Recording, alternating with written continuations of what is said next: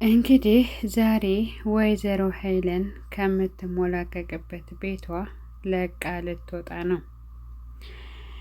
ውድና የተከበራችሁ የቻናሌ ቤተሰቦች በያላችሁበት ሰላማችሁ ይብዛ።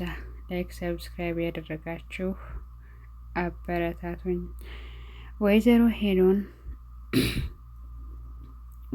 ሄሎን እንግዲህ ቶማስ ከሞተ በኋላ በጥቁር ለብሰው ቤት ወጣው ሁሉ አዘንተኛ ሆነዋል። ሆኖም ግን ወይዘሮ ሄለን እያስመሰለች ነው እንጂ አዘኑ የጎዳት አይመስለኝም እያለ የሚለው የቤሉል አጎት ተብዬው ያፌት እየተናገረ ነው። ወይዘሮ ሄሎን ሁል ጊዜ ሰራተኞቹም ጋር ስትጣላ ከዚህ ቤት ነው ማባረራችሁ እያለች በሆነ ባልሆነው በቤቷና በንብረቷ ትመጻደቃለች።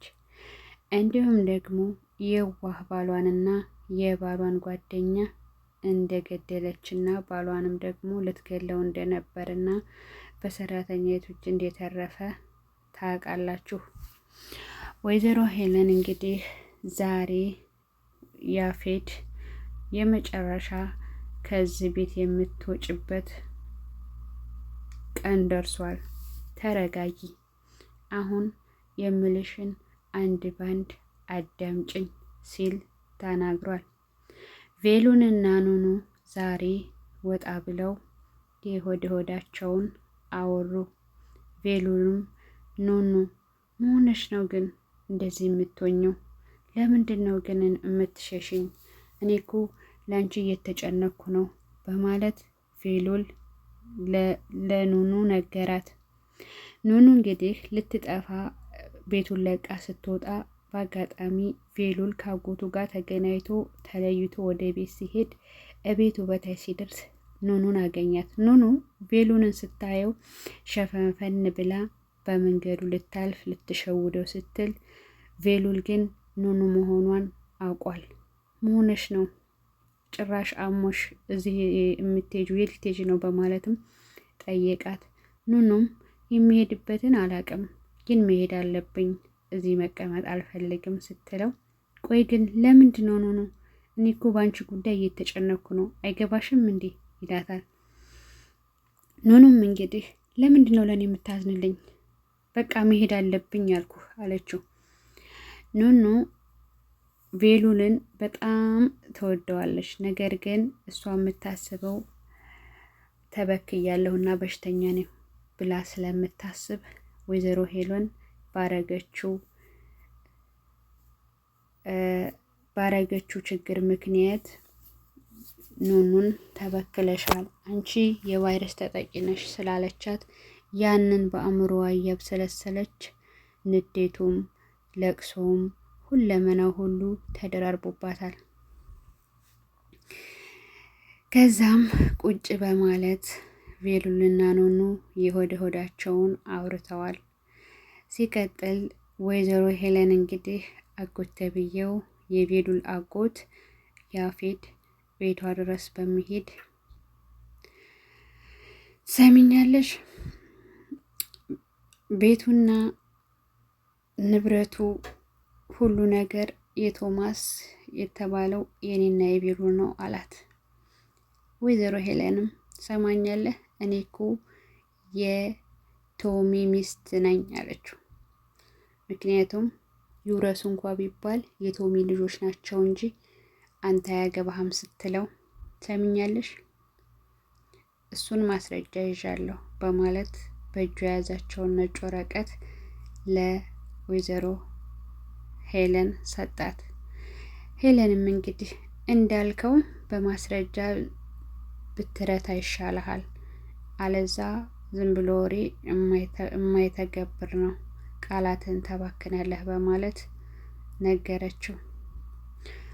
ሆኖም እንግዲህ አጎት ተብዬው እንግዲህ ሄለንን ተወዳታለህ ቬሉል፣ ግን እሳ ከዚህ ቤት መልቀቅ አለባት ማስወጣት አለበት ሲለው ቬሉልም ይሄን ማድረግ አልችልም፣ በአሁኑ ሰዓት የንብረት ጉዳይ አያሳስበኝም፣ የአባቴ ጉዳይ ነው፣ የአባቴን ገዳዮች መያዝ ነው የኔ ስራ ሲል ያጎቱ መለሰለት። እንግዳውስ ይሄ እናንተ ማረግ ካልቻልክ እኔ ያደርጋለሁ ብሎ እንግዲህ ሄለንን አናግሯታል። በነገራችን ላይ ማስረጃ ወረቀት ሰጥቷታል። ሄለንም እንግዲህ በአሁኑ ሰዓት እኔ ቤቱና ንብረቱን አልፈልገውም፣ የምፈልገው ድርጅቱ ውስጥ በዋናነት መስራት ነው ሲላት ብላ በመሳቅ አፌዘችበት። ሆኖም ደግሞ ግራ እንደ መጋባት እያላት ሄለን እንግዲህ አለች። ሄለን ሁለት ቆናጃጅቶች ይዛ እንግዲህ አንዷ ቬሉንን ለማማለል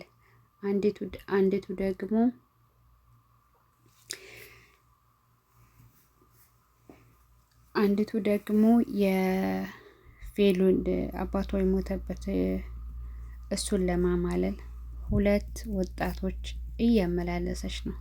ሆኖም ግን ቬሉል አይኑን ከኑኑ ላይ አላነሳም እና እንግዲህ ይህ በእንዲህ እንዳለ ወይዘሮ ሄለንም ወደ ኤልሹ ክላስ በመሄድ ኤልሹ አለቻት። ኤልሹ አለቻት ወይዘሮ ሄለን እንዴ መሲ አንቺም አለሽ እንዴ?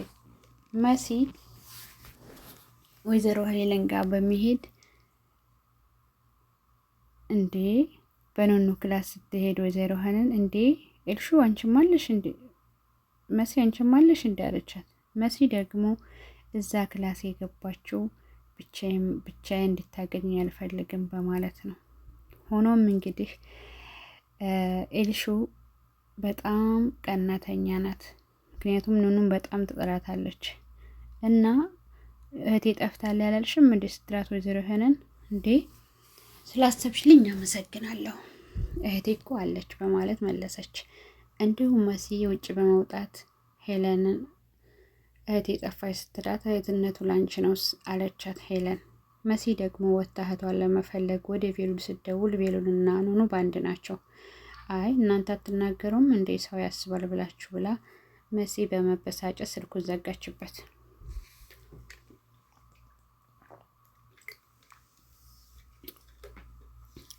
ከዛ በኋላም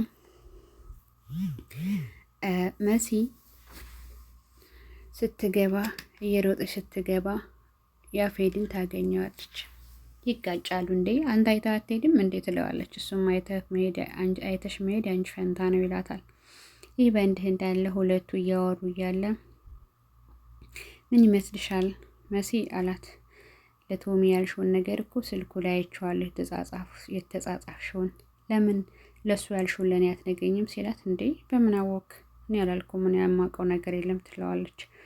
እንግዲህ ሄሉ ስመጣ እንግዲህ አጎት ተብዬው ያፌድ ቁጥር ለመሲ ሰጣት እና ደዊ ያላት ሰራተኞችን ነፃነት ስጫቸው፣ ደግሞ ልጅቷ ወዳኛለች ወድጃታለሁ በማለት ሄለንን አቃጠላት እና መሲ እንግዲህ ከነ ኤልሹ ጋር ጸጉሯን ልሰራት ነው በማለት ላይ ነው ያለችው። ኤልሹ በጣም አደገኛ ሰው ሆናለች።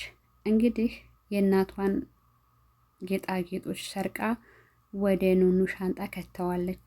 ምን ይፈጠራል? አብረን እናያለን። ላይክ ሰብስክራይብ አድርጉ።